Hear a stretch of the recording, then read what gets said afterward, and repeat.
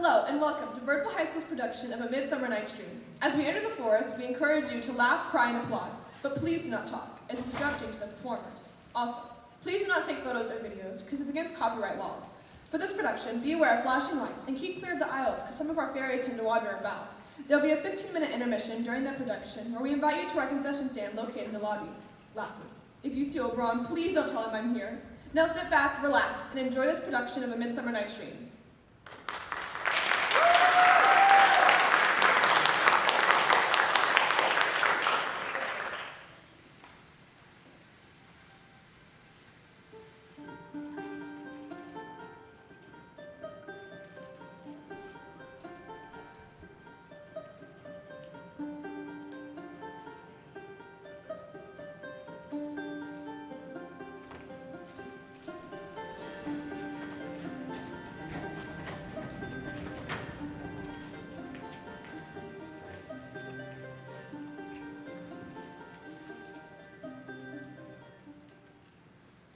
If we shadows have offended, think but this, and all is mended, that you will but slumber here, and these visions will appear.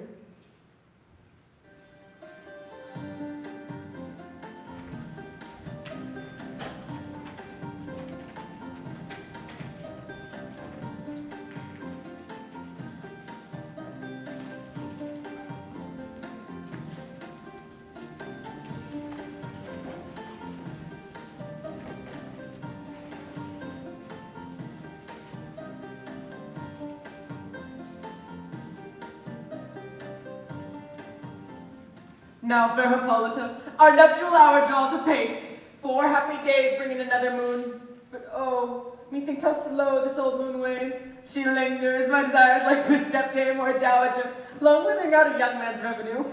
4 days will quickly steep themselves in night, 4 nights will quickly dream away the time, and then the moon, like to a silver bow, new winks in heaven, shall soon behold the night of our solemnities. Hippolyta, I wooed thee with my sword, and won thy love doing thee injuries. But I will wed thee in another key, with pomp, with triumph, and with reveling.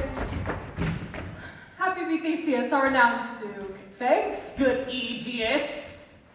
What's the news with thee? Full of vexation come I, with complaint against my child, my daughter, Hermia. Stand forth, Demetrius. I know the Lord, this man hath my consent to marry her. Oh, stand forth, Lysander. My gracious Duke, this man hath bewitched the bosom of my child. Thou, Lysander, thou hast given her rhymes and interchanged love tokens with my child. Thou hast by moonlight at her window sung, with feigning voice, verses of feigning love, and stolen the impression of her fantasy, with bracelets of thy hair, rings, gauds, conceits, knacks, trifles, nosegays, sweetmeats, messengers of strong fulfillment and unhearted youth. With cunning hast thou filched my daughter's heart, and turned her obedience, which is due to me, to stubborn harshness. And, my gracious Duke, be it so she will not hear before your grace consent to marry with Demetrius. I beg the ancient privilege of Venice, as she is mine, I may depose of her, but shall either be to this gentleman or to her death, according to our law, immediately provided in that case. What say you, Hermia? Be advised, fair maid, to you your mother should be as a god, one who composed your beauties, and one to whom you are but form in wax. By her imprinted and within her power the right to figure and disfigure it. Demetrius is a worthy gentleman. So is Lysander. In himself he is, but in this kind, wanting to hear your mother's voice, the other should be held the worthy. I would my mother looked, but with my eyes. Or rather, your eyes must with your mother's judgment to look. I do entreat your grace to pardon me. I know not by what power I am made bold, nor how it may concern my modesty. In such a presence here to plead my thoughts, but I beseech your grace to know the worst that might befall of me if I refuse to wed Demetrius. Either to die the death or to abjure forever the society of men. Therefore, fair Hermia, question your desires. Know of your youth, examine well your blood. Whether, if you choose not to yield up to your mother's will, you can enter the livery of a nun. For I, the shady, cloistern youth, to live a barren sister all your life, chanting sweet tunes with the cold, fruitless moon. So I will grow, so live, so die, ere I will yield my virgin patent up unto his lordship, whose unwished yoke my soul consents not to give sovereignty. Take time to pause, and by the sealing moon, the next new moon, whoa, the days betwixt my love and me, for an everlasting bond of fellowship. A bond that day, either prepared to die for disobedience to your mother's will, or wed Demetrius as he would. Relent, sweet Hermia, and Lysander, yield thy praise title to my certain right. You have her mother's love, Demetrius. Let me have Hermia's. Do you marry her? Scornful Lysander. True, he hath my love, and what is mine, my love shall render him. And she is mine, and all my right of her I do estate unto Demetrius. I am, my lord, as well derived as he, as well possessed. My love is more than his. My fortunes everywhere is fairly ranked, if not with vantage as Demetrius.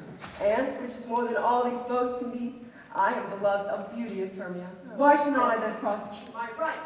Demetrius, Alabaster to his head, made love to Nader's daughter Helena, and won her soul, and she, sweet lady, devotedly dotes in adultery upon the spotted and inconstant man. Well, I've heard so much! And Demetrius thought to be spoke thereof, but being over full of self-affairs, my mind did lose it. But Demetrius, come, and come, Aegis, I have some private schooling for you both. For you, fair Hermia, look you arm yourself to fit your fancies to your mother's will. For the law of Venice yields you up, which by no means you can accentuate to death, or vow a single life in austerity. Come, Hippolyta. What cheer, my love? Demetrius and Aegis, go along. I have some business regarding my nuptial that greatly concerns yourselves. With duty and desire will follow.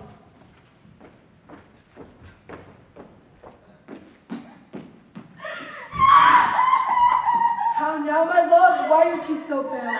How chance the roses there do fade so fast? I methought that I could ever read, could ever hear by tale or history that the course of true love never did unto, or else it was different in blood, Oh, cross, too high to be a grail, too low. or else it was wrapped in respective years, I'm too old to be engaged, too young. or else it stood upon the choice of friends. Oh, how to choose love by another's heart.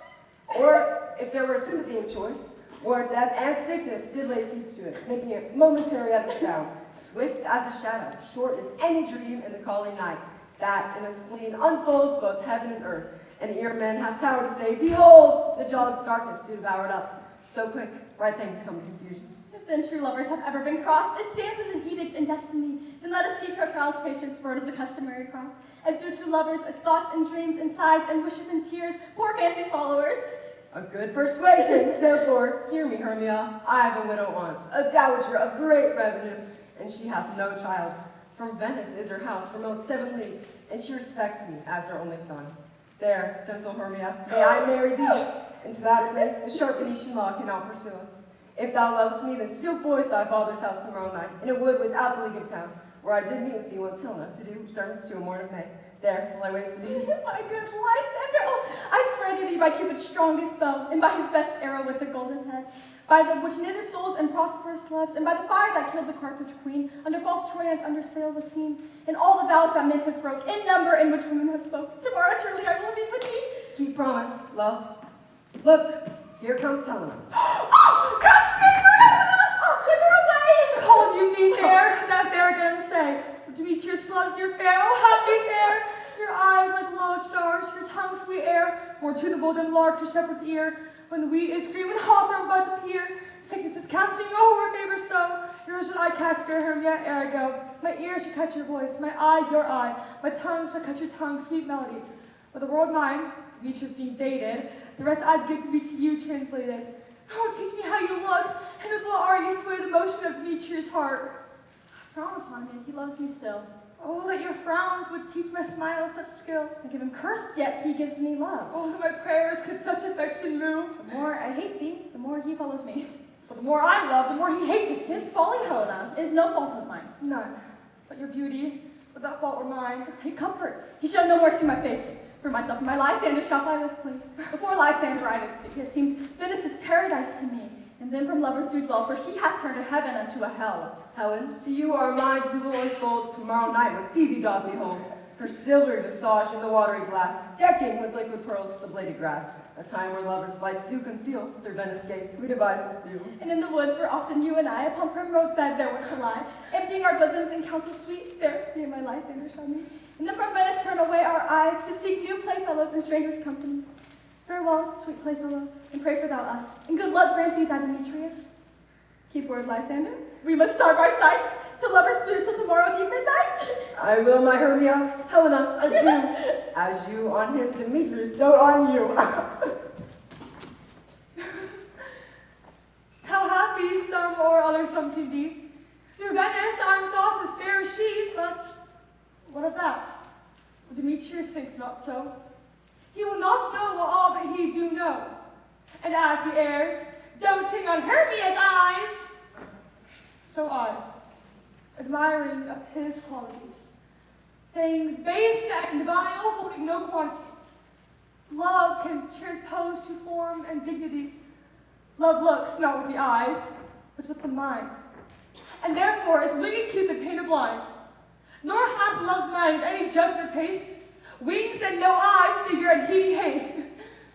And therefore is love so to be a child, because choice he is so oft beguiled. As lavish boys and games themselves forswear, so the boy love is perjured everywhere. For ere Demetrius looked on Hermia's eye, he hailed on oath that he was only mine.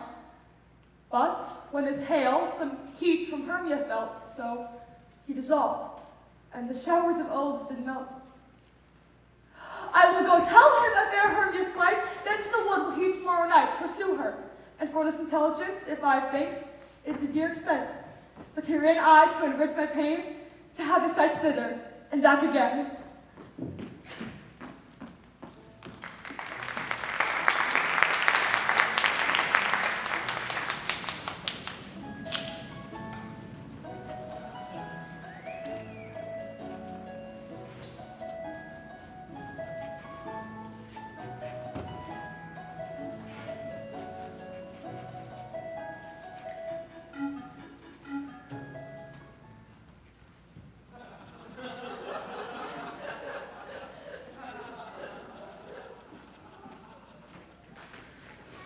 Is all our company here? You must call them generally man by man according to the script. Here's a scroll of every man's name, which is thought fit through all Venice to play in our interlude before the Duke and the Duchess on his wedding day at night. First, good Peter Quince, steal the play you on and so go to a point. Marry, our play is the most lamentable comedy and most cruel death of Pyramus and Thisbe. A very good piece of work, I assure you. And a merry. Knock off with the actors from the scroll. Masters, spread yourselves.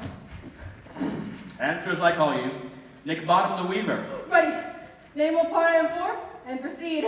You, Nick Bottom, are set down for Pyramus. What is Pyramus? A lover or a tyrant? A lover who that kills himself most gallant for love. Now that, loss of tears and true performing of it, if I do it. Let the audience look to their eyes. I will move storms. I will condole in some, measure to the rest. Yet my chief humor is for a tyrant. I could play Earcles on the rarely, but to tear a caddy, to make all split. The raging rocks, the shimmering sucks, the break the locks of prisons. The Phoebus' car will shine from afar and make it mar the foolish fates.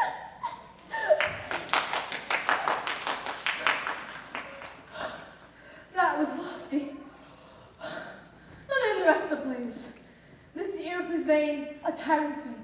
A lover is more condoling. Francis Flute, the bellows mender. Here, Peter Quince. Flute, you must take Thisbe on you. What is Thisbe? A wandering knight? It is the lady that Pyramus must love. Knight faith, let me not play woman. I have a beard coming. That's all right. You shall play it in the mask, and you may speak as small as you will. Let me hide my face. Let me play this way too. I will speak in a monstrous little voice. Disney, dearest. My lady dear, my love, my dear, my Disney dear. No, you must play Pyramus and Flute you Thisbe. Proceed. Robin Starveling the tailor. Here, Peter Quince. Robin Starveling, you must play Thisbe's mother. Tom Snap the tinker. Here, Peter Quince. You, Pyramus' father, myself, Thisbe's father.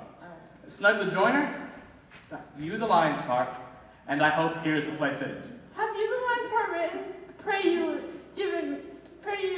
if it be given me, for I am slow of study. You may do it extempore, for it is nothing but roaring.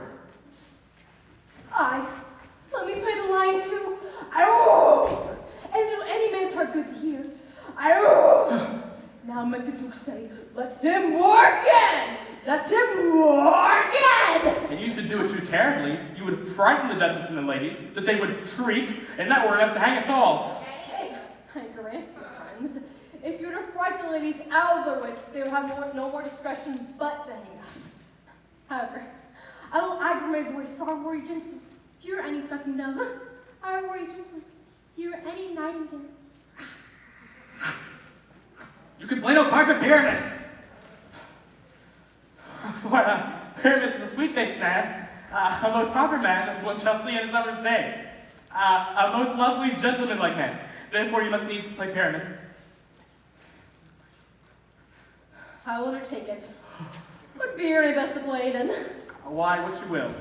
I would discourse it in either your straw-colored beard, your orange and tawny beard, your purple and grain beard, your French crown-colored beard, your perfect yellow. Some of your French crowns have no hair at all, and then you shall play it barefaced. The master is hearing your part. I'm to request you, to entreat you, and to wish you to calm them by tomorrow night, and meet me in the palace wood. For from into the city will be dogged with company, and our devices known. In the meantime, I will drop a little property such as our play wants. I pray you, masters, fail me not. There we will meet, and we will rehearse most obscenely and courageously. Take pains. Be perfect. Adieu.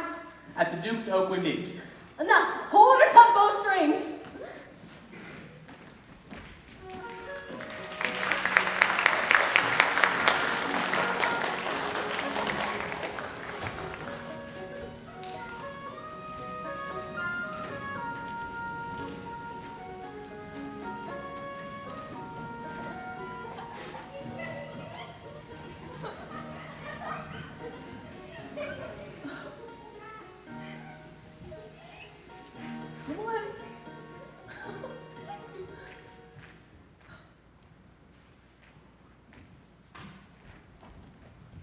How now, spirit? Would they wander you? Over hill, over dale, through a bush, through a briar, over park, over pale, through a flood, through a fire. Oh, I do wander everywhere, swifter than the moon's spear, and I serve the very queen, through her oars upon the green. The cow slips tall, her pensioners be, and their gold coat spots you see. Those be rubies, fairy favors, and those freckles live their favors. I must go seek some dewdrops, and hang a pearl in every cowslip's ear. Farewell, thou elves, spirits, I'll be gone. Our queen and all her elves from here or not. The king hath kept his rebels here tonight. Take heed. The queen must not come within his sight. For Oberon, passing fell in wrath with his attendant half. A lovely boy stolen from an Indian king. He had never so sweet a changeling. And jealous Oberon would have the child, knight in his train, to chase the forest wild. She perforce withholds the boy, crowns him with flowers, and makes him all her joy. So now, they must never meet in grove or green, by fountain clear or spangled starlight seen. But they do square, creep into acorn cups and hide them there. Either I mistake or shape make them quiet, or else you are that shrewd and knavish sprite called Robin Goodfellow. Are you not he that frightens the maidens of the villagery, skim milk, and sometimes labor in the barn? And bootless make the breathless housewife churn. Sometimes make the drink bear no bar, and mislead night wanderers laughing at their harm. Those the hobgoblin call you, in sweet puck. You do the work and they shall have the luck. Are you not he? Thou speakest aright. I am the merry wanderer of the night. I jest to Oberon, and make him smile.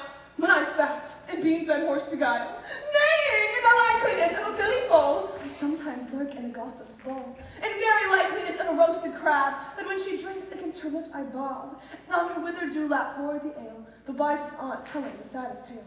Sometime the three-footed soul mistaken me, then I slip from her bum, down top as she falls, and Taylor cries, falls into her falls. Then the whole choir hold their hips and laughs, and wax it in their mirth and knees, and swear a merrier hour was never wasted there. But room fairies, here comes Oberon. And here by the mistress, or that he would on.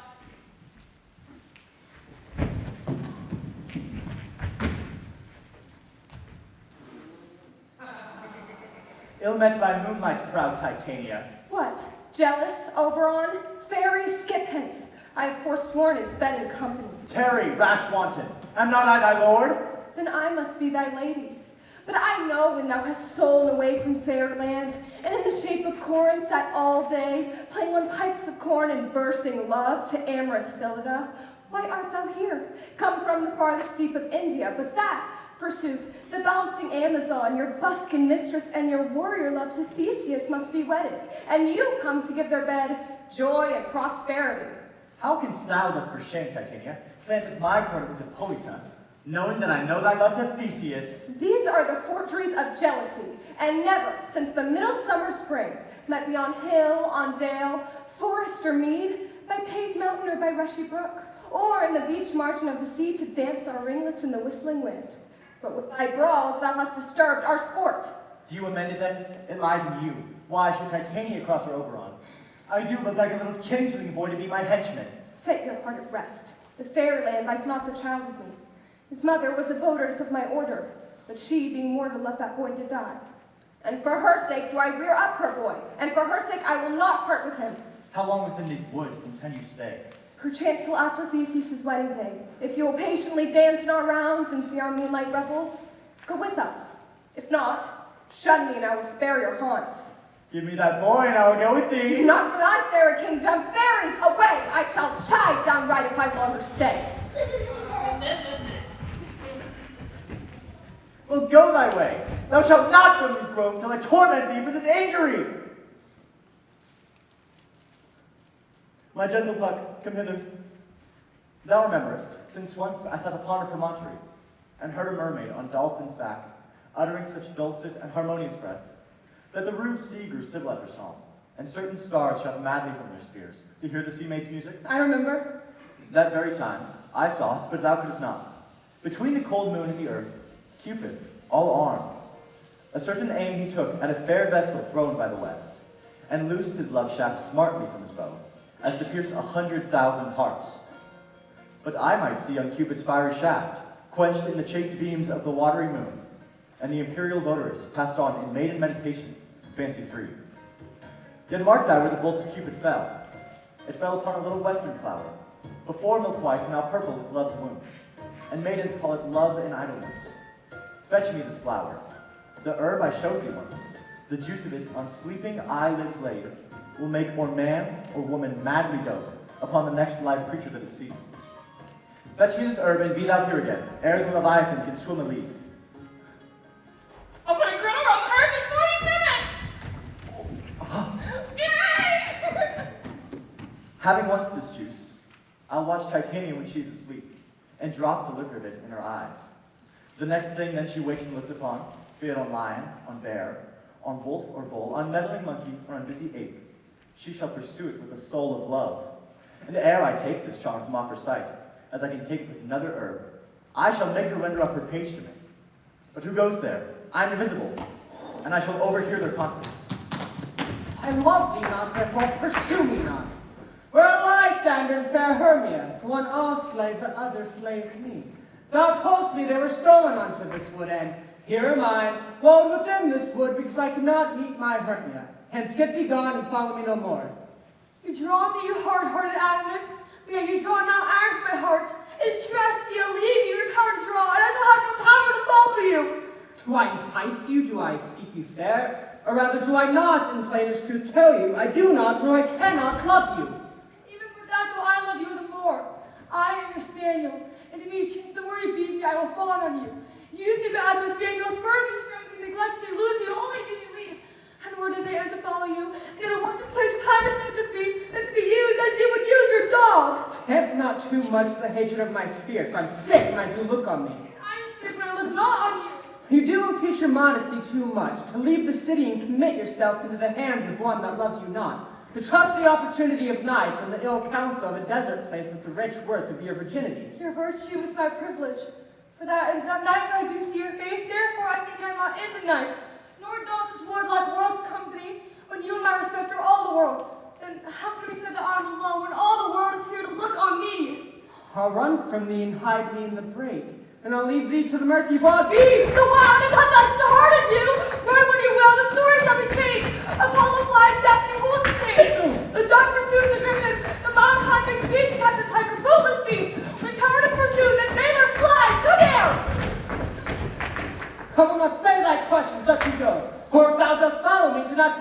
shall do thee mischief in the wood. I, in the temple, in the town, the field, you do me mischief. Ay, Demetrius, you're wrong when you said you know my sex. We cannot fight for love as men may do. We should be wooed, and we're not made to woo. I'll follow thee, and to get to heaven of hell. Die upon him I love so well. Fare thee well, Smith. Ere he do leave this grove, thou shalt fly him, and he shall seek thy love. Hast thou the flower there? Welcome, wanderer. Aye, there it is. I pray thee, give it me. I know a bank where the wild thyme blows, where oxlips and the nodding violet grows, quite over canopy with luscious woodbine, with sweet musk roses and with eglantine. There sleeps Titania, sometime in the night, lulled in these flowers with dances in the light. And there the snake throws her enameled skin, weed wide enough to wrap a fairy in. And with the juice of this, I'll streak her eyes, and make her full of hateful fantasies.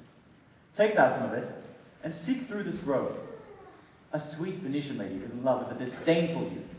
Anoint his eyes, but do it when the next thing he espies may be the lady. Thou shalt know him by the Venetian garments he hath on.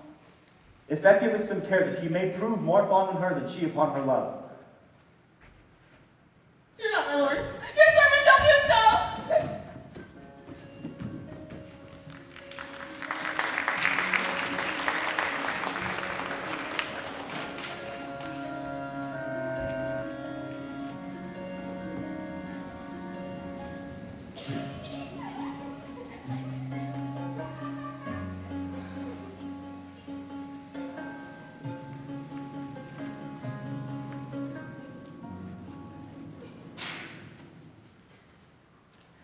Come, now a roundel and a fairy song. Then, for the third part of the minute, hence, some to kill cankers in the musgroves buds, some to war with rear mice for their leathern wings to make my small elf's coats, and some keep back the clamorous owl, who nightly hoots and wonders at our quaint spirits. Sing me now asleep, then to your offices, and let me rest.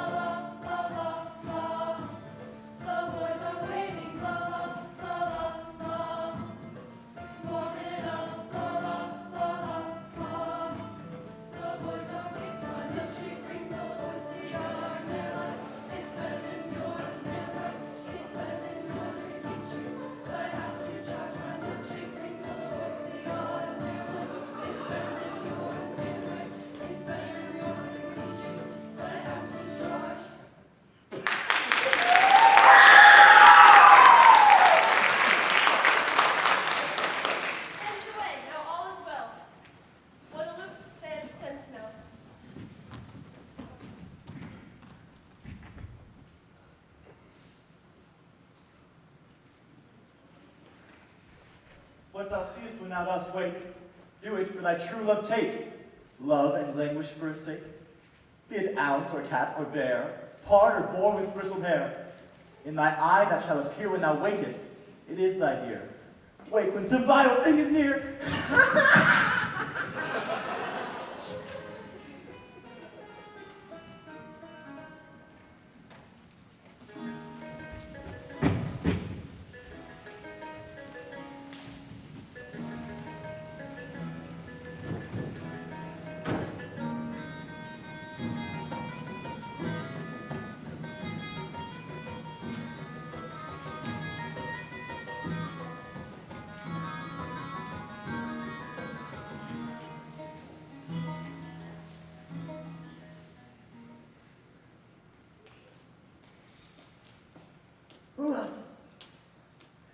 Fair love, you faint with wandering in the wood.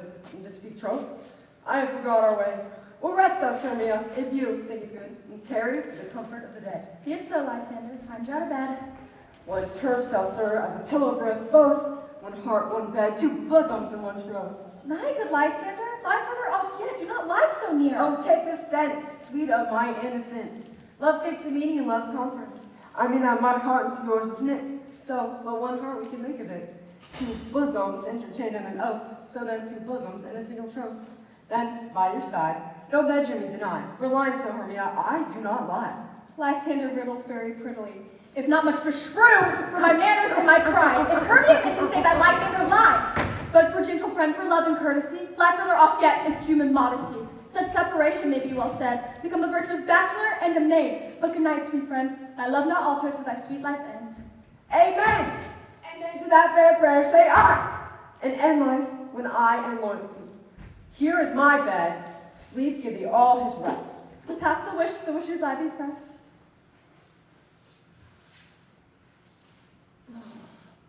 Through the forest have I gone, but Venetian found I none, on whose eyes I might approve this flower's force in stirring love.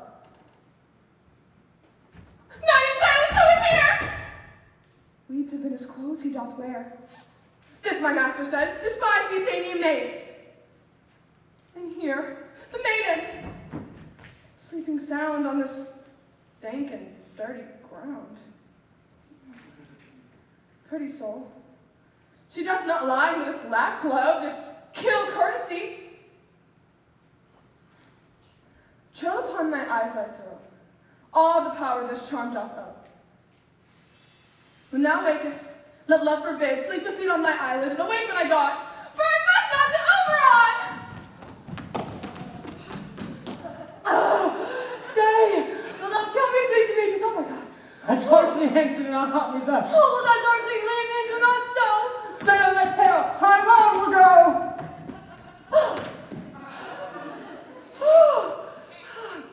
I am out of breath in this fond chase.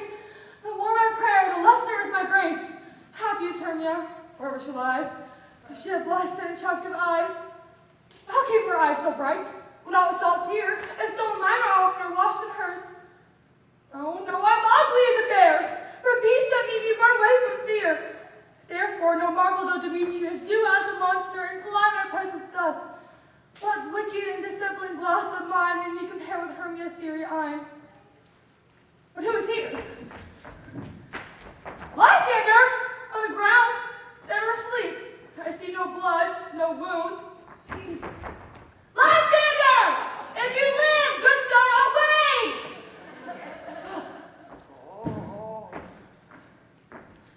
And run through fire I will for thy sweet sake. Transparent Helena, nature's shrews art, that thy bosom makes me see thy heart. Where is Demetrius? Oh, fit a word is out, vile name to perish on my sword. Do not say so, Lysander, say not so. But though he love your Hermia, Lord, what though? Yet Hermia still loves you, then be content. Content with Hermia, no, I do repent. The tedious minutes I with her have spent. Not Hermia, but Helena I love. Who would not change a raven for a dove? The will of a man hath reason swayed, and reason says, you are worthier made. Things growing are ripe until their season, so I do now not to reason.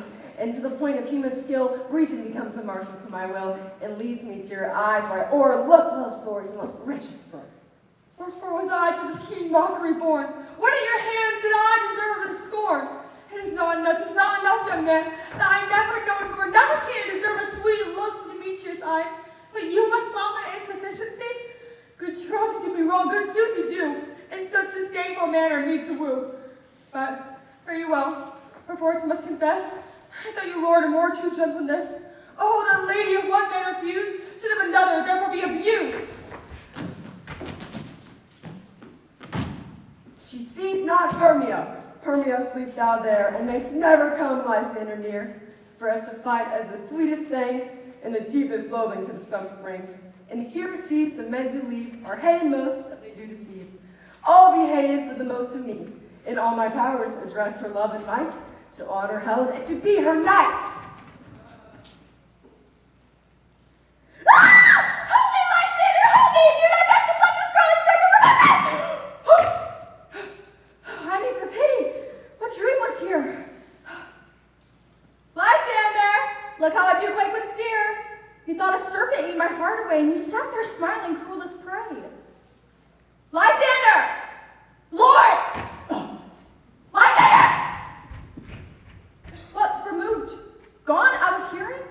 No sound, no word. Alack, where are you? Speak of all loves. No? Well, you are not light, either deaf, or I will find you immediately.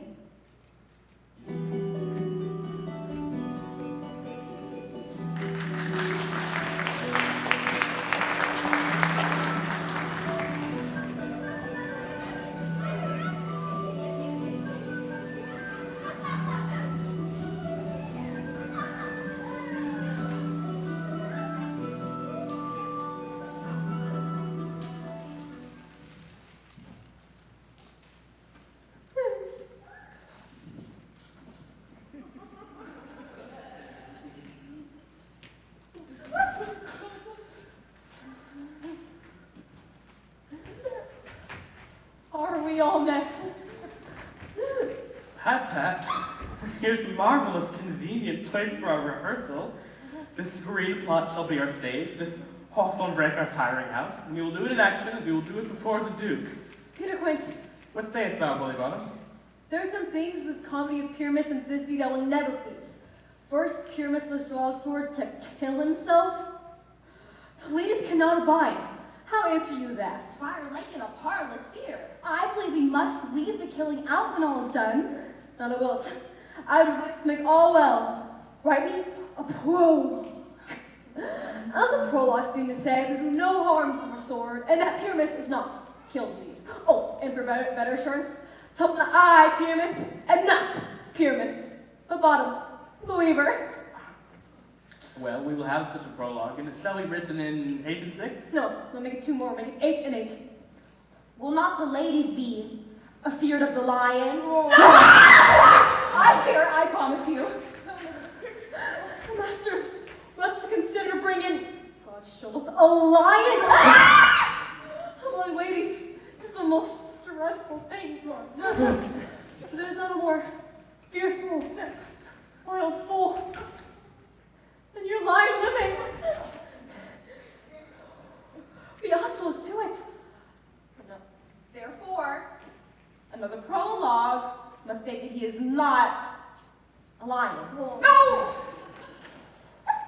Nay, you must name his name, and have his face be seen through the neck of a lion, and you shall be saying thus or to the same effect, ladies, fair ladies, I would wish you, I would request you,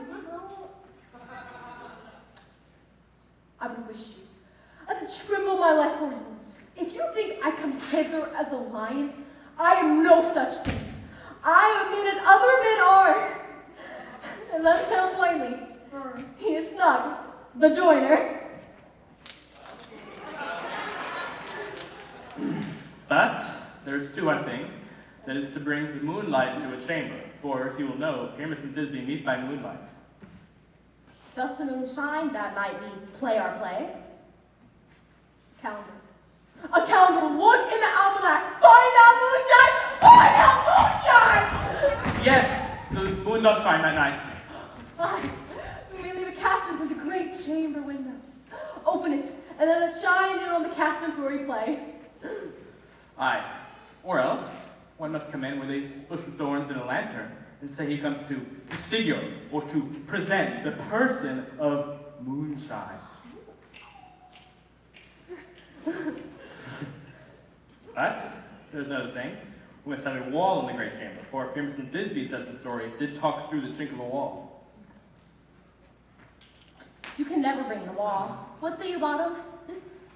Some man or other must present wall.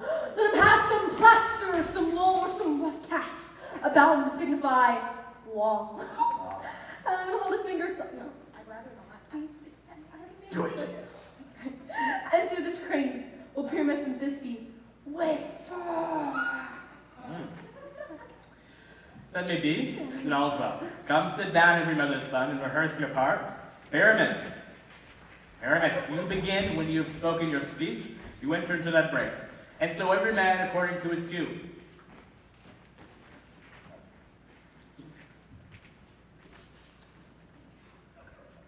What hempen homespuns have we swaggering here so near the cradle of the fairy queen?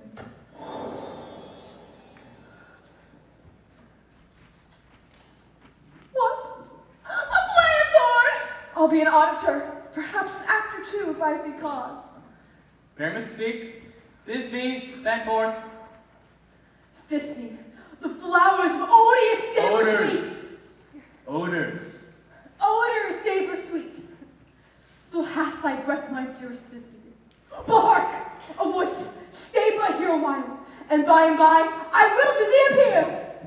Stranger Pyramus and airplane here. Must I speak now? Aye. Marry, must do. For he must understand he goes but to see a noise that he heard and is to come again. Most radiant Pyramus, most lily white of hue, of color like the red rose on a triumphant briar. Most brisky juvenile, eke most lovely Jew, as true as horse that yet would never tire.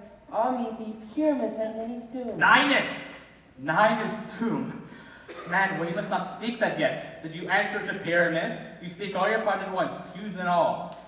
Pyramus enter, your cue is past. It is never tire. As true as horse that yet would never tire. If I were fair, Thisbe, I were only thine. Oh, monster so strange! We are haunted! Bring us this, find us this, help! I'll follow you! I'll lead you round! To bog, to bush, to break, to briar! Sometime a horse I'll be! Sometime a hound, a hog, a headless mare, sometime a fire! And neigh, and bark, and grunt, and roar! Like hound, hog, horse, bear, fire at every turn! Everyone, this enablement to make me a fear. Oh! Oh, thou, no, thou art changed. What do I see on thee? What do you see? See an ass of your own, do you? No, Molly! Bless me, Bonham! Thou art translated!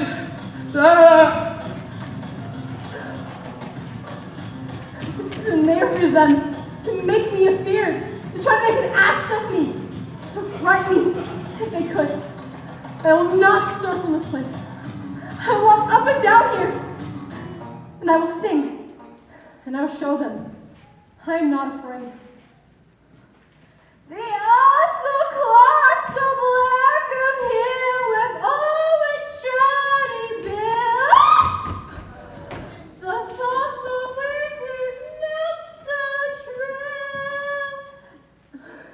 The world with his little quill. What angel wakes me from my flowery bed? Finch, sparrow, and lark.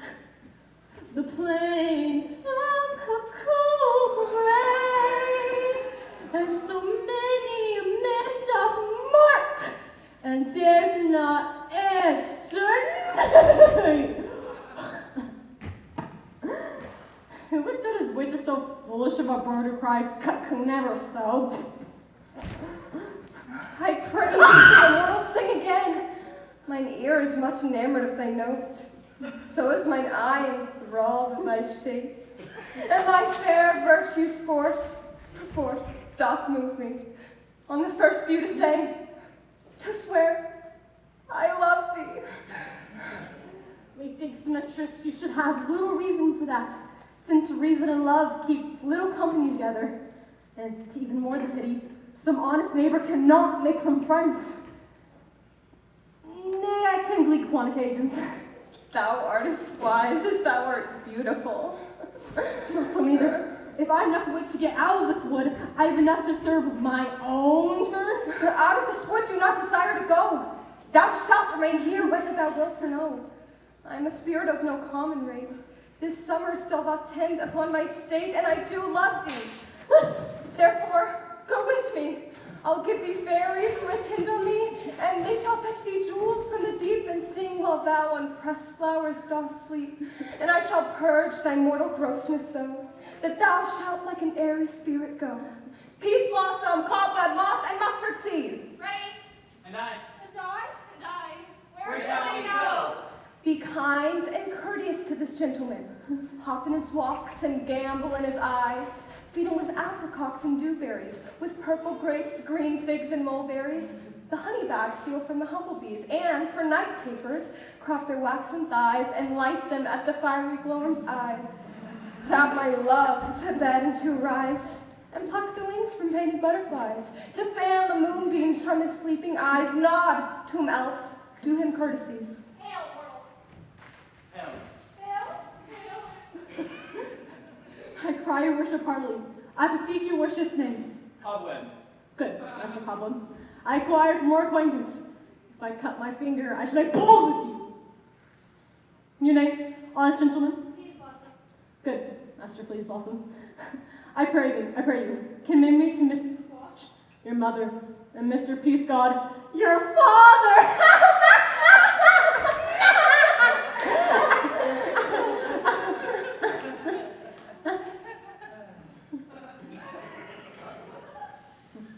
Good, Master Please Blossom. I acquire for more acquaintance too. I beseech your worship's name, sir. Mustard seed. Good, Master Mustard Seed. I know your patience well. That same cowardly giant like ox beef have to flower many a gentleman of your house. And I promise, your kindred hath made my eyes water now. Requires more acquaintance too. Good Master Mustard Seed. Come, wait upon him, lead him to my bower. The moon, methinks, looks with a watery eye, and when she weeps, weeps every little flower, lamenting some enforced chastity. Tie my love's tongue, bring him silently. Okay, Amy.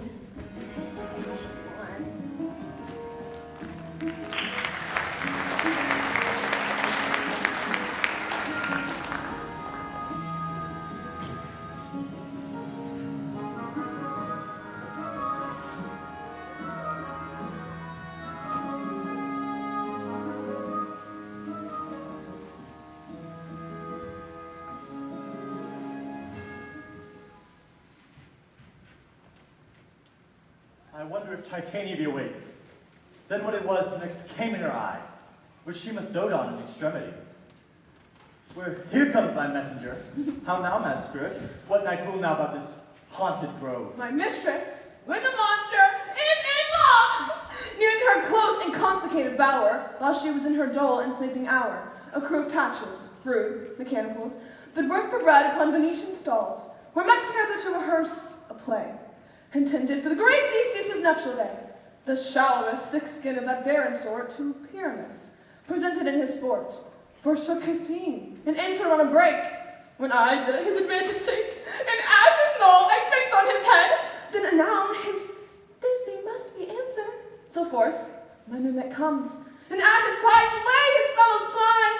Here o'er and o'er one falls, and made senseless things begin to do them wrong. For briars and thorns on their apparel snatch, some sleeves, some hats, all thing yielders catch. I led them in on this distracted fear, and the sweet Pyramus translated there. So in that moment so came to pass, Titania awaked, and straightway loved an ass. This falls out better than I could devise. But hast thou yet latched the Venetian's eyes with the love juice, as I bid thee do? I took him sleeping, that is finished too, and the Venetian woman by his side, that when he wakes afore, she must be eyed. Stand close. This is the same Venetian. This is the woman, but not this the man. Oh, I rebuke him that loves you so, lay breath so bitter on your bitter foe. Now would I chide that I should use the worst, for this I fear has given me cause to curse. If thou hast slain Lysander in his sleep, the oar, shoe in blood, plunged into the deep and kill me too. As the sun was so true unto the day, as he to me was stolen away from sleeping Hermia. I'll believe it as soon as the whole earth may be born, and as soon as the moon may be through the centers creeps, and her brother's new ties with the Antipodes. It cannot be but thou hast murdered him, so should a murderer look so dead and so grim. So should the murderer look, and so should I. Pierced through the heart with your stern cruelty, yet you, the murderer, look as bright, as clear as yonder Venus in her glimmering sphere. What is this to my Lysander? Ah, good Demetrius, wilt thou give him me? I'd rather give his carcass to my hounds. Out dog! Out cur! Out traitors! We cast them out to maiden's patience. Hast thou slain him then? Henceforth never to be numbered among men. Durst thou look upon him being awake and killed him sleeping? Oh, brave touch good on a worm, an adder do so much. If an adder did it with doubler's tongue, thy dying thou serpent, never did adder stung. You spend your passion on a misprized mood. I am not guilty of Lysander's blood, nor is he dead for aught that I can tell. I pray thee, then tell me, is he well? And if I could, what shall I get therefore? A privilege, never to see me more! And from thy hated presence part I so. See me no more, whether he be dead or no! Pooh! I cannot follow her in this fierce vein, so here there for a while I will remain. So sorrow's heaviness doth heavier grow, for debt that bankruptcy doth sorrow owe, which now in some slight measure it will pay. If for his tender here I make some stay. It's just like, ah! And he like, oh, oh, oh, oh. What hast thou done? Thou hast mistaken quite, and laid the love juice on some true love sight. Of thy misprision must perforce ensue some true love turned, and not a false turned true. About the wood, go swifter than me, and Helena of Venice look thou find. All fancy sick she is, and pale of cheer, with sighs of love that cost the fresh blood dear. By some illusion, see thou bring her here. I'll charm his eyes against she do appear.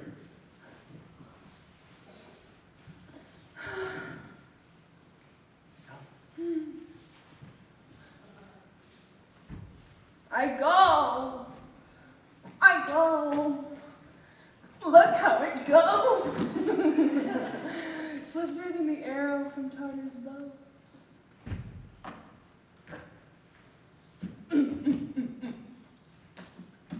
Ta-da!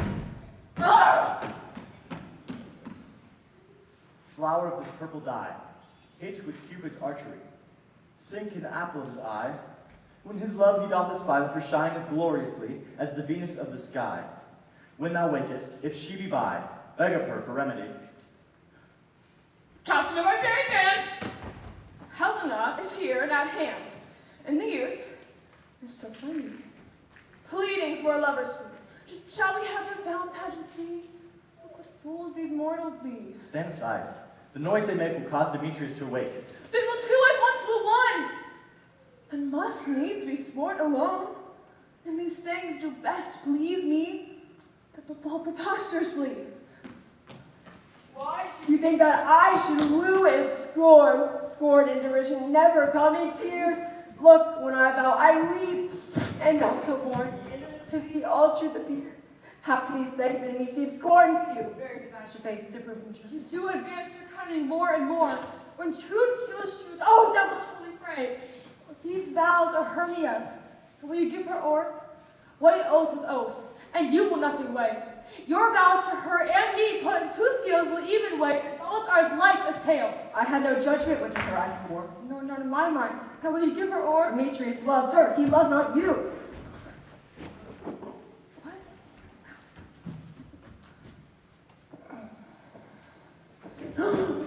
Oh, Helen, goddess, nymph, perfect divine, to what my love shall I compare thine eye? Crystal is muddy, a ripened show, thy lips, those kissing cherries, tempting grow, that pure congealed white, high torn snow. Fan with an eastern wind, turns to a crow, and thou host up thy hand.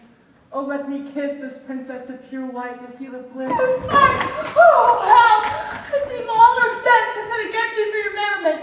If you were civil and who courtesy, you would not do me this much injury. Can you not hate me as I know you do? But you must join in souls to mock me too. If you are men as men you are in show, you would not use a gentle lady so.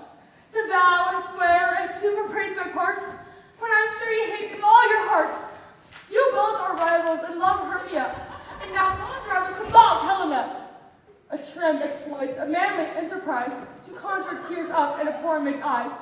With your derision, none of noble sort would so offend a virgin and extort a parcel's patience, all to make you sport. You are unkind, Demetrius. Be not so. For you, love Hermia. This, you know, I know. And cheer with all goodwill, with all my heart. In Hermia's love, I yield you out my part. In yours, Helena, I give bequeath, whom I do love and will till my death. Never did mockers waste for idle breath. Lysander, keep thy Hermia, I will none. If e'er I loved her, all that love is gone. My heart to her but is scarce my sojourn, and now to Helen is at home returned, there to remain. Helen, it is not so. Despair is not the faith thou dost not know, lest to thy peril thou bide to look where thy love comes yonder as thy dear. Dark night, that from which the eye the function takes, the ear more quick of apprehension makes. Burned off the seeing sense, if haste the hearing double recompense. Thou not by my eyes. Lysander? Oh, Lysander! Thou in my ear I think it brought me to thy sound, but why unkindly didst thou leave me so? Why should he stay whom doth press to go? What love could press Lysander from my side? Lysander's love I would not let him by. Fair Helena, who more in guilt tonight than all yon fiery oaths and eyes of light. Why seekest thou me, could never make me know the hate I bear that made me leave thee so. You speak as not you think it cannot be. Lo, she is one of this confederacy. Now I perceive they have conjoined all three to fashion this false sport inspired me. Injurious Hermia, most ungrateful maid, having conspired, having contrived to bait me with this foul derision, having to all the counsel that we two have shared. The sisters vows hourly spent, we have shit to hasten for his happy ornament. All was all forgot, all school day friendship, childhood innocence. We, Hermia, like two artificial gods, have loved our needle. Both created one flower, both on one ceremony, both sitting on one cushion, both warbling in one song, both in one key. As if our hands, sides, our voices, our minds have been incorporate. So we grow together, like two, a double cherry, seeming parted but yet in unison in partition. Two lovely berries molded on one stem, so with two seeming bodies but one heart. Two of the first in coach heraldry, due but to one, and crowned with one crest. But will you rent our ancient love asunder, to join with men in scorning your poor friend? It's not friendly, it is not maidenly. Our sex as well as I may chide you for it, though I alone do feel the injury. I am amazed at your passionate words.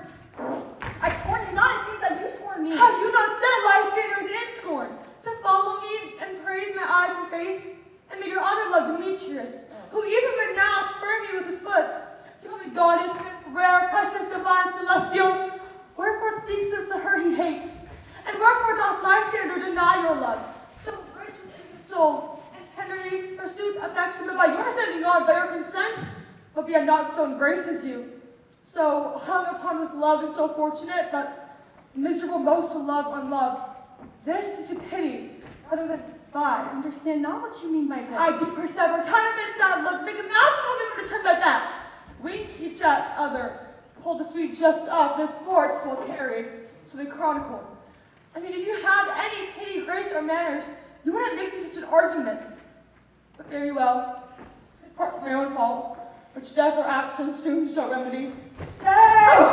Ooh, gentle Helena, hear my excuse, my love, my life, my soul, fair Helena. Oh, excellent! We do not scorn her so! She cannot entreat, I can compel. She can't compel no more than she entreats.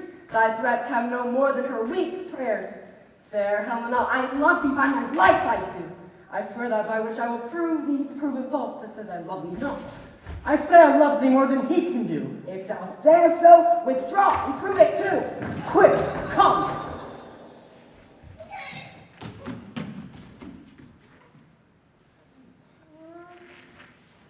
It's a little one. Yeah, stop.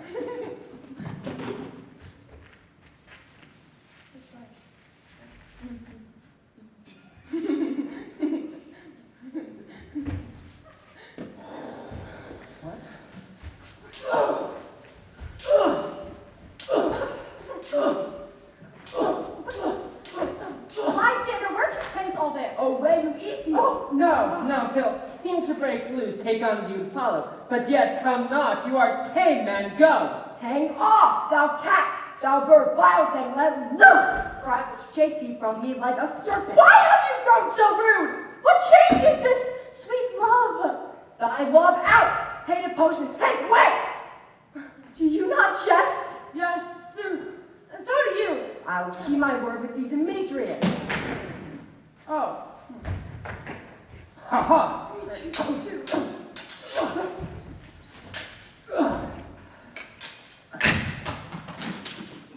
I would I had your bond, for I perceive a weak bond holds you. I trust not your word. What? Shall I hurt her? Strike her? Kill her dead? Although I hate her, I cannot hurt her so. What could you do me greater harm than hate? Hate me! Wherefore? Am I not Hermia? Are you not Lysander? I'm as fair now as I erewhile. Since not you loved me, yes, since not you left me, why did you leave me? On the gods forbid in earnest, shall I say? I by my life, and never did desire to see thee more. Therefore, be out of hope, of question, of doubt. Be sure that I do hate thee, and love thee, Helena. I mean, you juggler! You cake of blossom, you thief of love! Why have you come my night and stolen my lover's heart from him? Fine and faith. Have you no modesty, no maiden shame, no touch of bashfulness?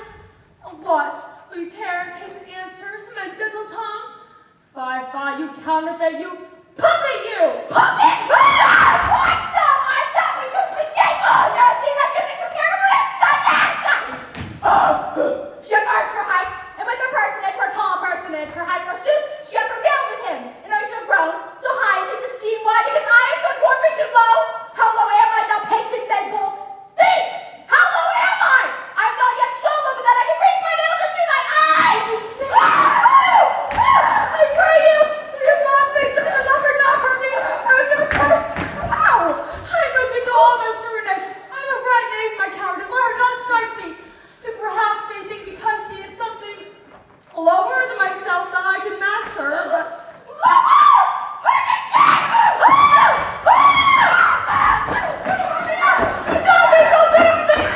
everyone did love you, never kept your counsel, and never provoked you.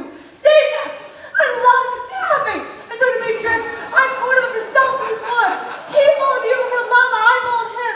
He had chipped me heads and threatened me to strike me, spur me, and kill me too.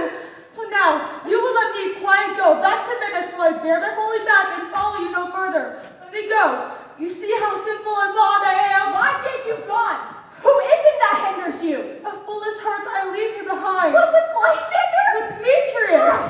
Be not afraid, she shall not harm thee, Helena. No, sir, she shall not, so you take her part. Oh, when she's angry, she is keen and shrewd. She was a vixen when she went to school. And though she may be little, she is fierce. Little! Nothing! Oh my God! And little! Why are you so afraid of something that's something Get going, you venomous! A thunder in your eye should beat you acorn! You are too officious in her behalf that scorns your services. Let her alone, speak not of Helena. For if thou dost intend, never so little show of love to her, thou shalt abide it. Now she holds me not. Bold, if thou darest to see who's right, is thine or mine, is most in Helena. Follow, nay, or go with thee. Keep by Joel. Why get you gone? Who is it that hinders you? Nay, go not back. I will not trust you. I no longer stay in your cursed company. Your hands than mine are quicker for a fray. My legs are longer now to run away! I'm a face! I don't know what to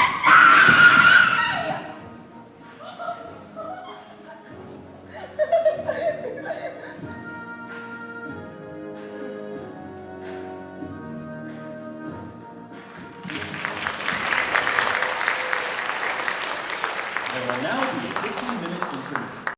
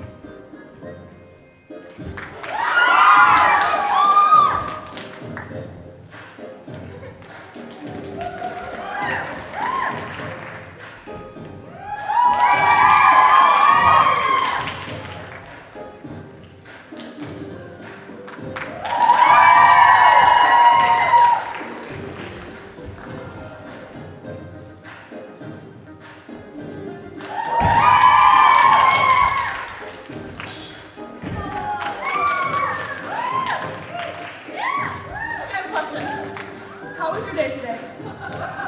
Was it good? What?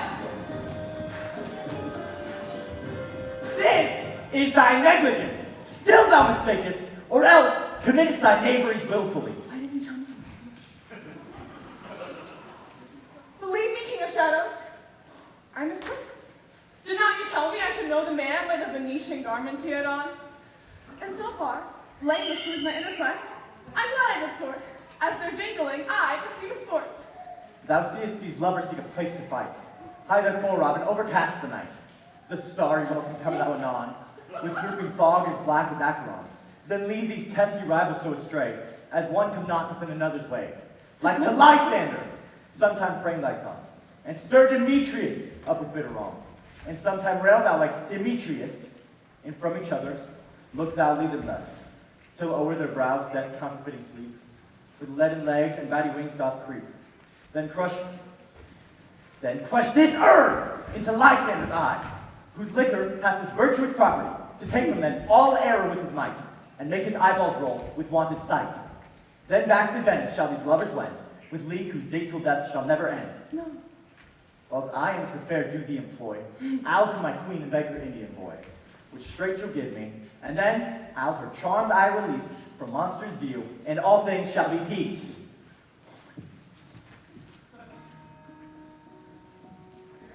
Up and down. Up and down.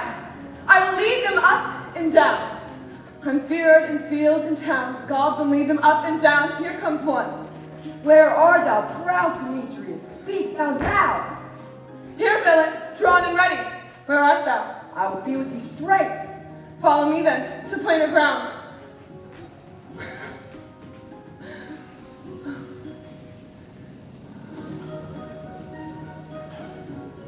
Lysander, speak again! Thou run away, thou coward, art thou fled? Speak! Hit some bush, where dost thou hide thy head? Thou coward, art thou bragging to the stars, saying thou lookest for wars and wilt not come? Come, Requiem, come, thou child, I'll whip thee with a rod. He's the file that draws a sword on me. Yea, art thou there? Follow my voice. We'll try no manhood here.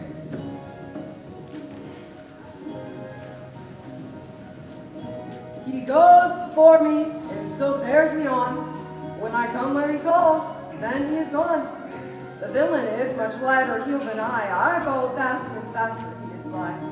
Now I've fallen in a dark and uneven way. Here will rest me. Come, thou gentle day, and when I sleep, I'll see thy gray light. I'll find Demetrius and revenge his spite. Ho, ho, ho, coward! Why comest thou not? Abide me if thou darest while I want. Thou runs before me, shifting every place, and darest not stand, nor look me in the face. Where art thou now? Come hither, I'm here. Nay, then thou mockst me. Thou shalt buy this, dear, and ever I thy face by daylight see.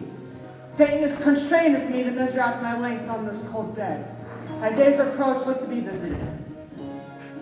Oh, oh, weary nights, oh, long and tedious nights, abate thy hours, shine comfort from the east.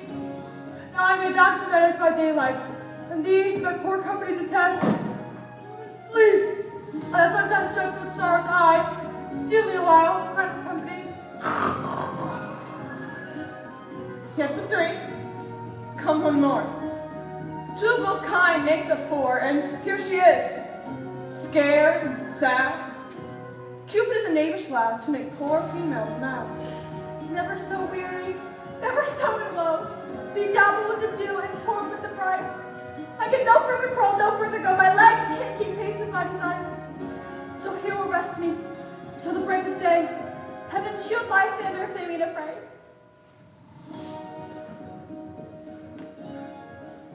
On the ground, sleep sound. To your eye I will apply gentle love a remedy. When thou wakest that love forbid, sleep a seat on thy eyelid, and awake when I gone.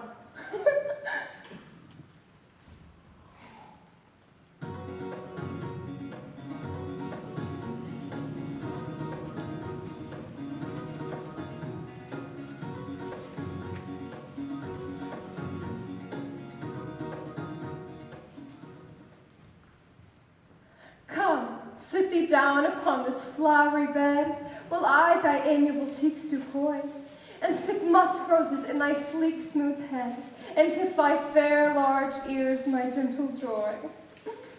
Where's Please Blossom? Ready? Scratch my head, Please Blossom. Where's Monster Cobweb? Ready? Good, Monster Cobweb. Get your weapon in hand and kill me a red-pinned tumblebee in the top of a thistle. Give Monster. Oh, Monster Seed. Bring me the honey bag and have care the honey bag break knots.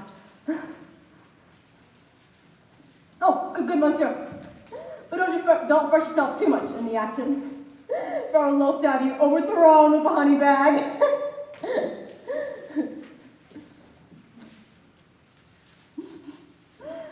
Where's Monster Mustard Seed? Ready? Give me your niece, good Monster Mustard Seed.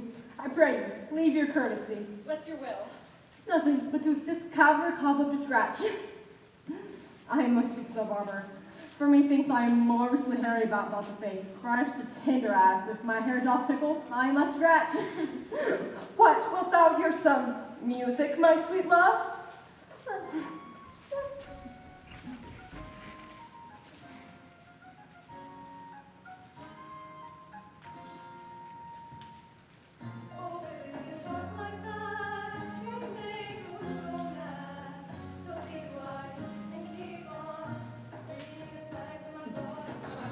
I have a reasonably good ear music.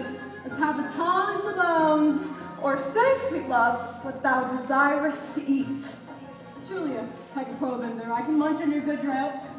Methinks I have a great desire for a bottle of hay. Sweet hay. Lovely hay. Who hath no fellow. But let any people stir me. I have an expedition of sleep upon me. Sleep thou, and I will wind thee in my arms. Fairies, be gone, and be always away. So doth the woodbine, the sweet honeysuckle gently entwist. The female ivy so enrings the barky fingers of the elm. Oh, how I love thee! Oh, how I dote on thee! Welcome, good Robin. Seest thou this sweet sight? Her dotage now I do begin to pity. For meeting her of late behind wood, seeking sweet favors from this hateful fool, I did upbraid her and fall out with her. For she his hairy temples then had rounded with a coronet of fresh and fragrant flowers, and that same dew which sometimes on the buds was wont to swell, like rounded orient pearls, standing on the pretty flowerets' eyes, like tears that did their own disgrace bewail. When I to my pleasure had teased her, and she in mild terms begged my patience, I then did ask her for her changeling child, which straight she gave me, and fairy sent to bear him to my bower in fairyland. Now having this child, I shall undo this hateful imperfection of her eye. And gentle Puck, take this transformed scalp from off the head of this Venetian swain, that he awaking when the others do might all to Venice back again repair, and think no more of this night's accidents, but as the fierce vexations of a dream. But first, I shall release the fairy queen. I need the leaf. You're gonna give me the leaf. Give me the leaf. Give me the leaf!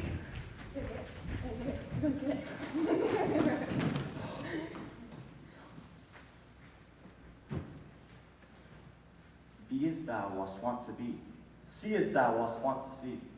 Diane's bud or Cupid's flower hath such force and blessed power. Now, my Titania, wake you, my sweet queen. My Oberon, what visions have I seen? Methought I was enamored of an ass. There lies your love. How came these things to pass? Oh, how mine eyes do love of his visage now! Silence a while. Robin, take off his head. Titania, music call and strike more dead than common sleep of all these five descents. Music ho, music such as charmeth sleep. Now, my queen, take hand with me. Rock the ground whereon these sleepers be. Now thou and I are new in amity, and will tomorrow midnight solemnly dance in Duke Theseus' house triumphantly, and bless to all fair prosperity. There shall the pairs of faithful lovers be wedded, with Theseus, all in jollity. Very king. And to Denmark, I do hear the morning lark. Now, my queen, in silent side trip we after night's shade. We, the globe, can compass it, swifter than the wandering moon. Come, my lord, and in our flight, tell me how it came this night that I, sleeping here, was found with these mortals on the ground. Wait!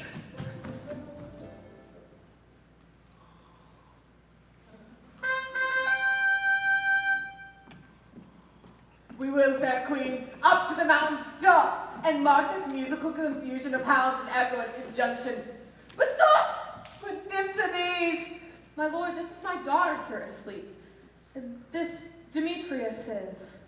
This Lysander. This Helena, old Nader's Helena. I wonder if they're being here together. No doubt. They rose up early to observe the rite of May, and, hearing our intent, came here in grace of our solemnity. But speak, Aegeus. 'Tis not the day that Hermia should give answer of her choice. It is, my lord. Go! Bid the huntsman to wake them with thy horns! Huntsman! Good morrow, friends. St. Valentine is past. Do these woodbirds but to couple now? Pardon, my lord. Please, I pray you all stand up. I know you two are rival enemies. How come this gentle conquered in the world where hatred is so far from jealousy? To sleep by hate and fear no enmity? My lord, I shall reply amazingly. Half asleep, half awake, but as yet I think, or as I truly speak. So bethink me, it is! I came here with Hermia, hither our intent was to flee Venice, where we might without the peril of the nation love. Enough, my lord! You have enough! I beg the law upon his head!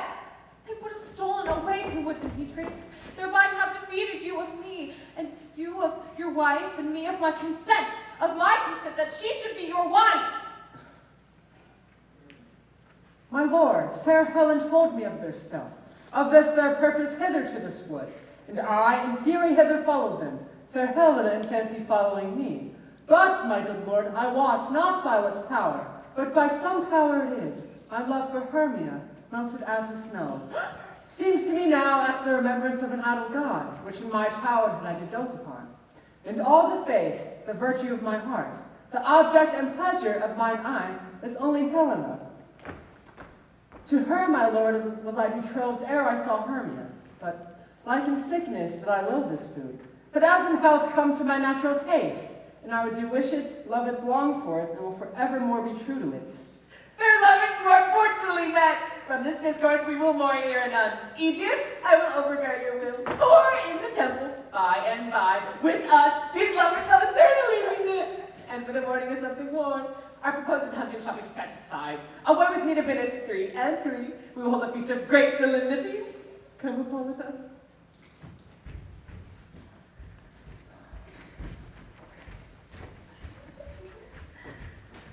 These things seem small and undistinguishable, like far-off mountains trimmed in the clouds. Seems I see things with a parted eye where everything is doubled. So methinks. But I find Demetrius like a jewel, mine own and not mine own. Are you sure that we are awake? It seems to me that yet we sleep, we dream. Did not you think the Duke was just here and bid us follow him? Yeah, and me mother. And Hippolyta. And he did bid us follow him to the temple.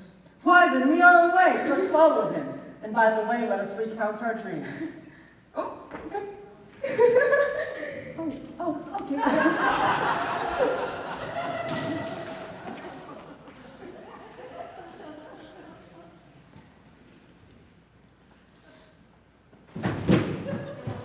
My cue comes, call me, and I'll answer. My next line is most fair Pyramus. Yo, Peter Quince, Flute the Bellows Minder, Starveling, Snell the Tinker, God loves Stone Henson, left me asleep. I've had the most rare vision.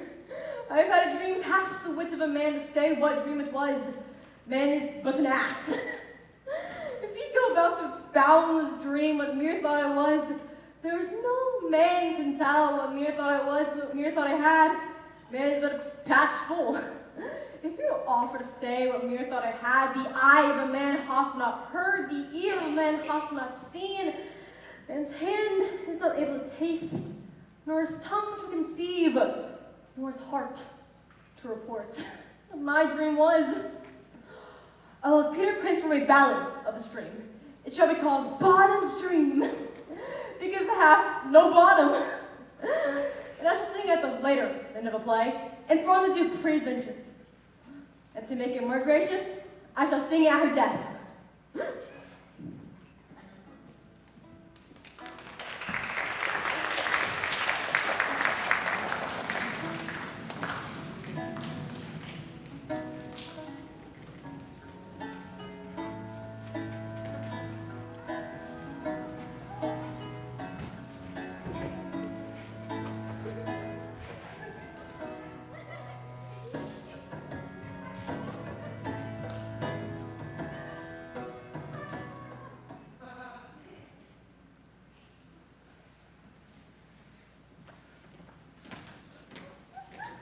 Have you sent to Bottom's house?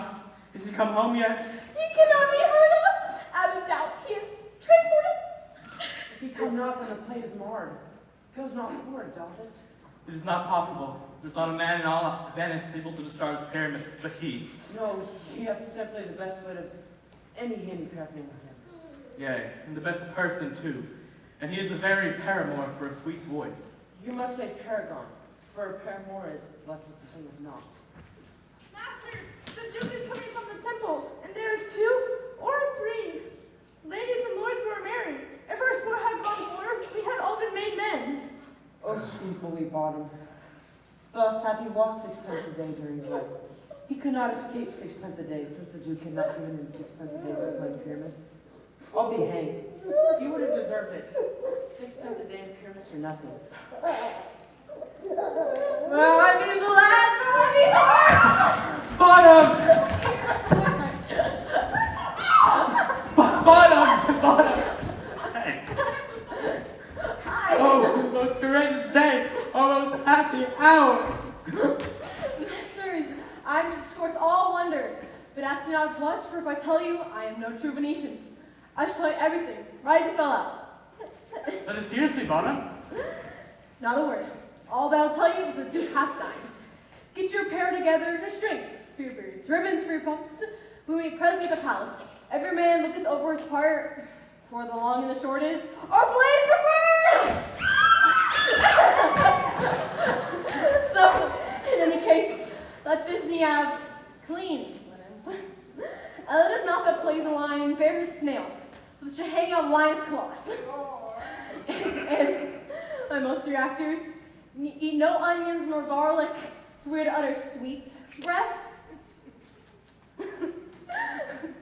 We will be presently at the palace, and I have no doubt we will hear them say it is a sweet comedy. No more words. Away! Go away!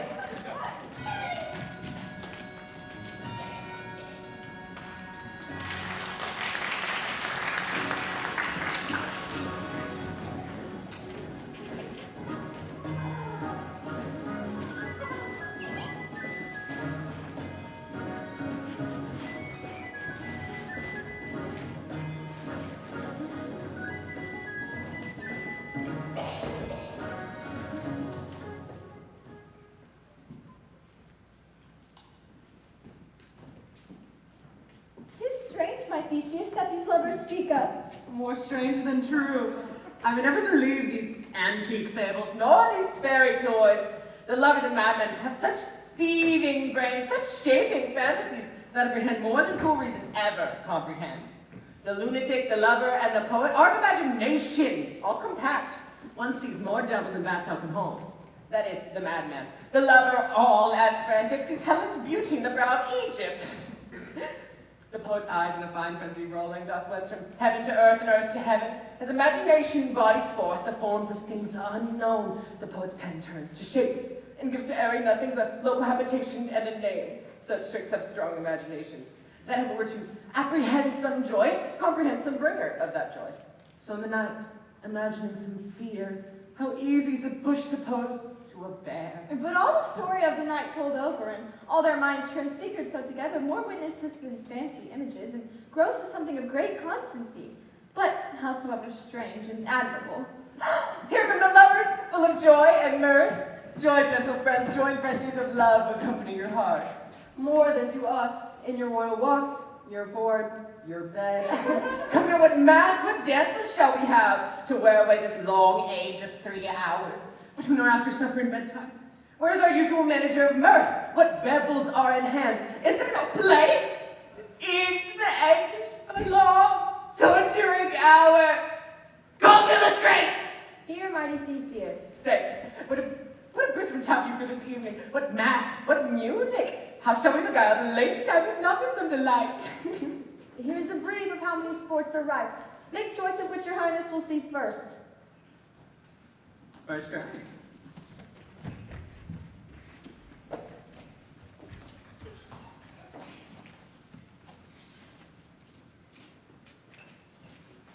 The battle with the centaurs to be sung by a Venetian unit to the harp. Well, I'm none of that. That I told my love in honor of my kinsman Hercules. The riot of the tipsy Bacchanals tearing the Thracian singer in their rage. Let's all look up. I'll fill you up. Let's have a party. Let's have a party. That is an old device. Last played when I from Thebes came a conqueror. Shoo! The thrice three muses mourning for the death of learning, in late deceased in beggary. Push me, and then just touch me, till I can get my satisfaction. Push me, and then just touch me, till I can get my satisfaction. Satisfaction. Satisfaction. Satisfaction.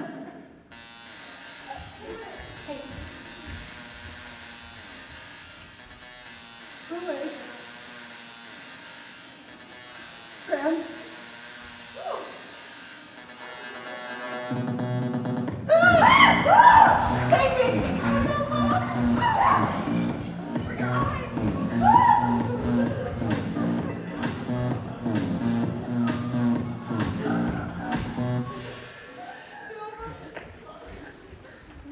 That is some satire, heathen critical, not sorting for a nuptial ceremony. Shoo them away!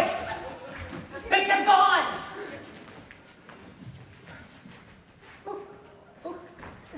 Where was I? Oh, okay, goody. A tediously brief scene of young Pyramus and his love Thisbe. Very tragical mirth. Merry and tragical, tedious and brief. That's some hot ice and wondrously strange snow. How can we find the conqueror of this discord? A play there is, my lord, some 10 words long, which is as brief as I've known a play. But by 10 words, my lord, it is too long, for in all the play there is not one word apt nor one player fitted. And a tragical it is, my noble lord, for Pyramus kills himself, which when I saw rehearsed, I must confess, made mine eyes water. But more than merry tears, the passion of loud laughter never shed. What are they that do play it? Hand-hearted men that work in Venice, who've never labored in their minds till now, and now have told their unbreathed memories with this same play against your nuptial. And we shall hear it. No, my noble lord, it is not for you. I've seen it over, and it is nothing.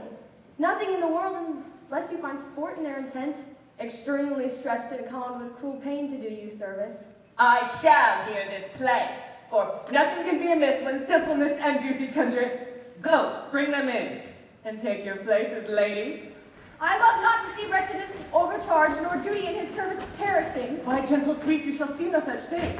He says they can do nothing in this kind. The kind are we to give them thanks for nothing. Our sport shall be to take what they mistake, and what simple duty cannot do, noble respect takes it up in might and not merit. Where I come, great clerks have purpose to greet me with premeditated welcomes, where I've seen them shiver and look pale, make periods in the midst of sentences, throttle their practiced accent in their fears, and in conclusion dumbly have broken off, not paying me a welcome.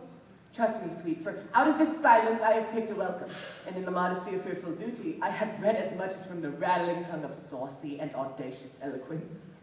Love, therefore, and tongue-tied simplicity, at least speak most to my capacity. A chair. So please, your grace, the prologue is addressed. Let him approach!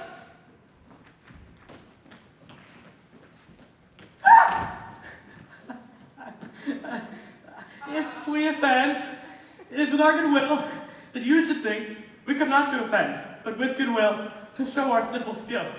That is the true beginning of our end. Consider then, we come but in despite. We do not come as minding to content you. Our true intent is all for your delight. We are not here. What? That you should hear, repent you. The actors are at hand, and by their show you shall know all that you are like to know. This man does not stand upon points. Yeah, the Raiders prologue, like a rough colt, he knows not to scoff. A good moral, my lord, is not enough to speak, but to speak truth. Indeed, he hath played upon his prologue like a child on a recorder, a sound but not in government. His speech was like tangled chain, nothing impaired but all disordered. Who's next? Him again. Oh. Gentles, perchance you wonder at the show, but wonder on till truth make all things plain. This man is Pyramus, if you would know. This beauteous lady Thisbe is certain. This man, with lime and rough cast, doth present wall, that vile wall which did these lovers sunder. And through wall's chink, poor souls they were content to whisper, at the which let no man wonder. This man, with lanthorn dog and bush of thorn, presenteth moonshine. For if you'll know, by moonshine did these lovers think no scorn to meet at Ninus' tomb, there to woo. This grisly beast, which lied and hide by name, the trusty Thisbe, coming first by night, did scare away, or rather did affright, and as she fled, her mantle she did fall, which lying vile with bloody mouth did stain. Anon comes Pyramus, sweet youth and tall, and finds his trusty Thisbe's mantle slain. Whereat, with bloody bladeful blade, he bravely broached his boiling bloody breast. And Thisbe, carrying a mulberry shade, his dagger drew and died. For all the rest, let lion, moonshine, wall, and lovers swain at large discourse, while here they do remain. I wonder if the light be to speak. No wonder, my lord, one line may when many asses do.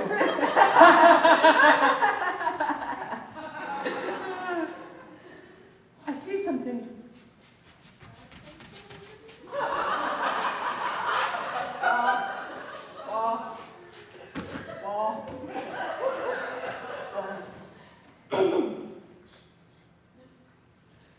In the same interlude, it doth befall that I, once not my name, present a wall.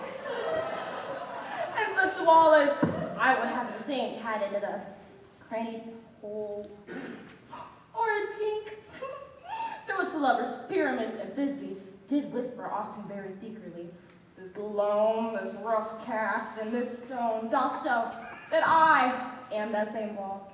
The truth is so, and this the cranny is right as sinister, through which the fearful lovers are to whisper. Would you desire line and hair to speak better? It is the wittiest partition I ever heard discourse, my lord. Pyramus shows me the wall. Silence! O night, whichever art when day is night is not. O night with hue so black. O night, alack, alack, alack! Oh well. Oh sweet, oh lovely one, that stands between her father's ground and mine. Oh well.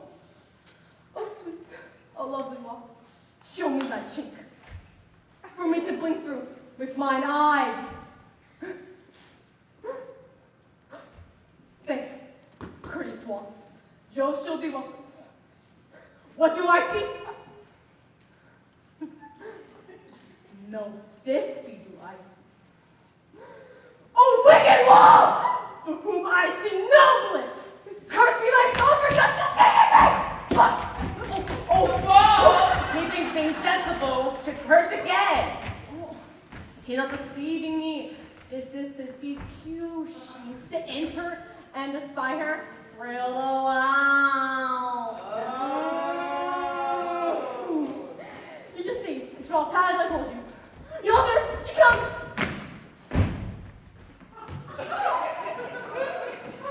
Oh, Wall, full often hast thou heard my moans. Oh, Wall, full often hast thou heard my moans. Oh, Wall, full often hast thou heard my moans. Oh, Wall, full often hast thou heard my moans. For pardon my perfumes in me. My cherry lips have often kissed thy stones, and stones of lime and not often thee. I see your voice. With me, to the drink. I can hear my Thisbe's face. Thisbe! My love thou art, and my love I be. Now wilt. I am thy lover's queen. And like lying lantern, am I trust thee still? And I, like Helen, did amaze me kill. Not shufflest approprious was so true. As jobless appropriate I to you. Oh, kiss through the holes of thy wall.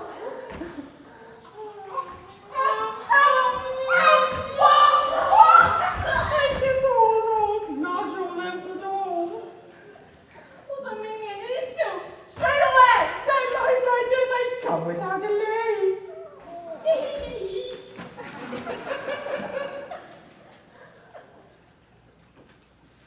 Thus have I law, my part, discharged so, and being done, thus fall away, doctor. Is a mural down that parted the two neighbors?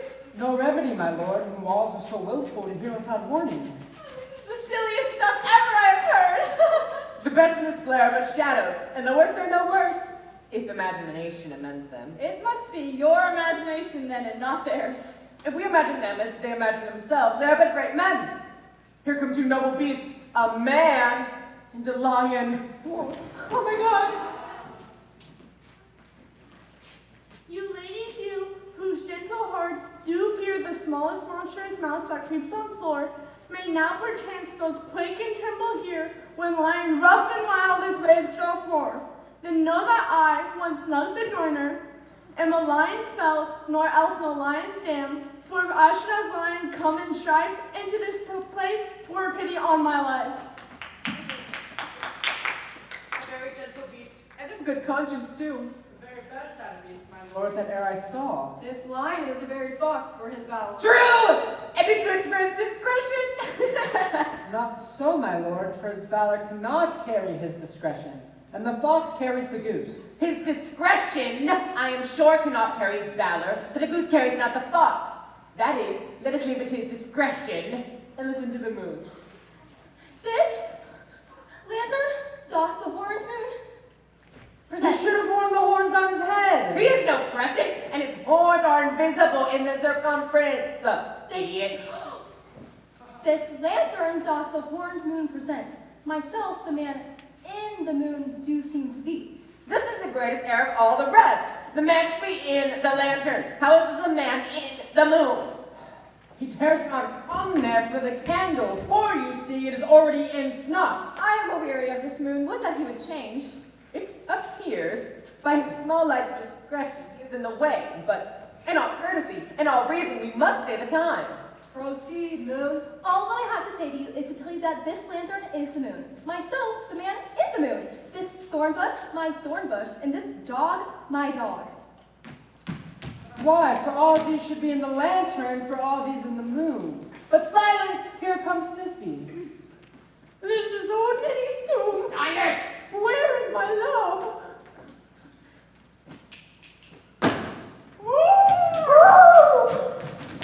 Well roared, lion. Well, run Thisbe! Well shown, moon. Truly the moon shines with a good grace. Well, mouse, lion. And then came Pyramus. And so the lion vanished. Sweet moon, I thank thee for thy sunny beams. I thank thee for shining now so bright. For by thy gracious golden glittering gleams, I just take the truest of this sight. But stay. Oh, from a my poor night! How can it be? I, do you see? Yes, see. Oh, dainty duck, oh dear. I meant so good. What? Stained with blood! Approach ye, fury spell. Oh, fate, come! Come thread and drop! Quail, crush, conclude, quail. Such passion. And the death of a dear friend would go near to make a man look so sad. Beshrew my heart, but I pity the man. Oh, wherefore nature didst thou lions spring? Since Lionsville hath deflowered, my dear, which is, which was the fairest dame that ever lived, that ever loved, that liked, that look at her cheer. Tears, come down, I'll sword, and wound the pap of Pyramus, the left pap, where heart doth hop.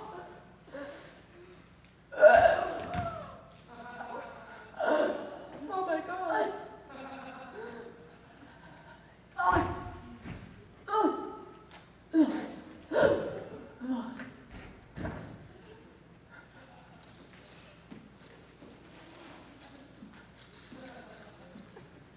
Now I'm dead.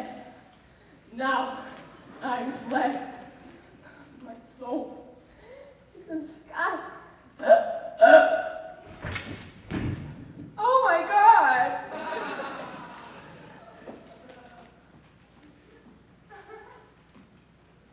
Sun, lose thy light. Moon, take thy light. Now, done. Oh my God!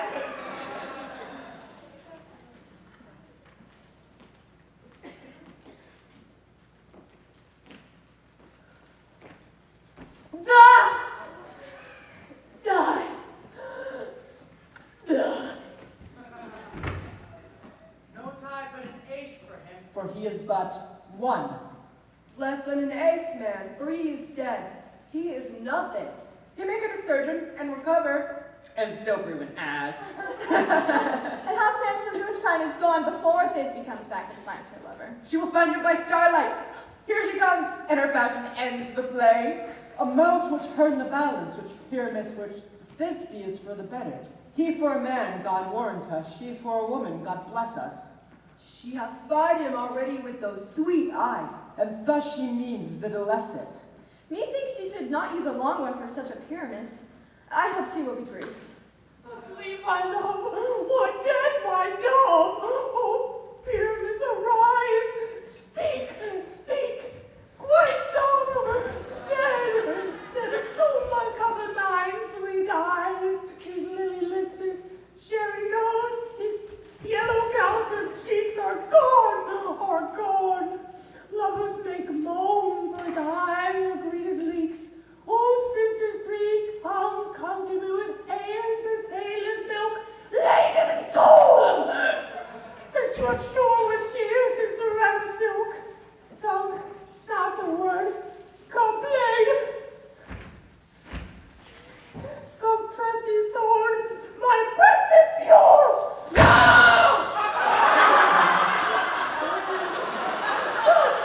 Not the word. Farewell, friends. Thus is the end. Adieu, adieu, adieu.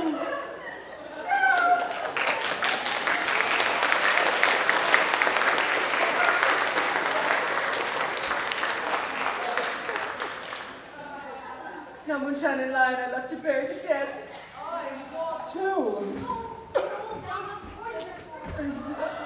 Will please you to hear the epilogue? No. Or to see a border match dance between two of our company? No! Excuse yourselves. You need no excuse. For your place, beautiful Mary, if he that writ the play had played himself it would have been a fine tragedy. And so it is, truly, and very notably discharged. So, let your Virgo mask and let your epilogue alone.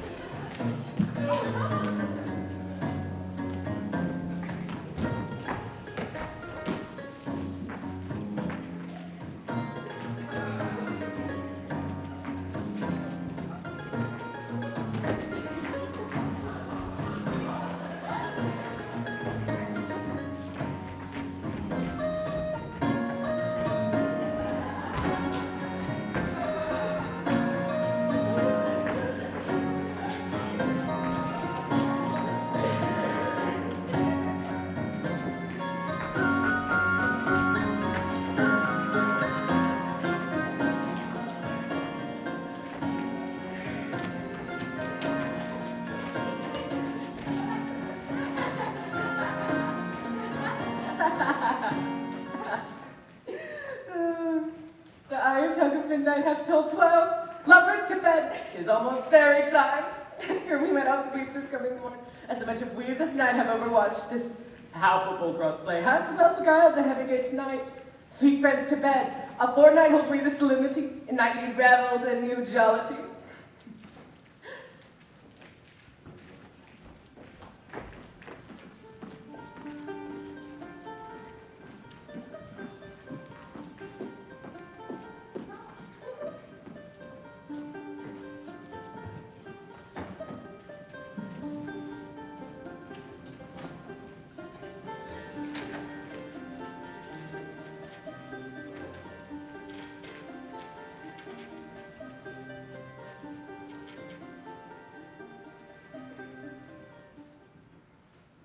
If we shadows have offended, think that this in all is mended, that you have but slumbered here.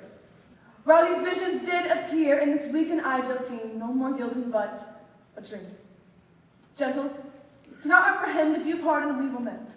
As I am an honest puck, and if we have unearned luck enough to escape the serpent's tongue, we'll make amends ere long. Else, puck a liar call. So good night unto you all. Give me your hands and we be friends, and Robin shall restore amends.